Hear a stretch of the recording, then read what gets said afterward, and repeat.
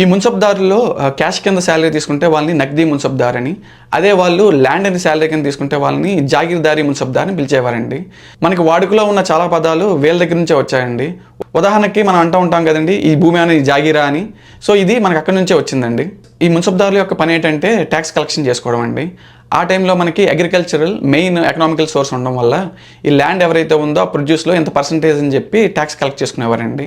ఆ కలెక్ట్ చేసుకున్న ట్యాక్స్ని ఆ ఆర్మీని ప్రిపేర్ చేయడానికి, అలాగే వాళ్ళ ఓన్ శాలరీస్, అలాగే బాద్షాకి లగ్జరియస్ లైఫ్కి ఇవ్వడానికి ఆ వచ్చిన రెవెన్యూని వాడేవారండి. ఇక్కడ ఏదైతే ఈ డిఫెన్స్ ఎక్స్పెండిచర్ ఉందో అది వాళ్ళు ఇన్ని number of horse man maintain చేయడం, అలాగే ఇన్ని నెంబర్ ఆఫ్ ట్రూప్స్ మెయింటైన్ చేయడం అని ఉంటుందండి.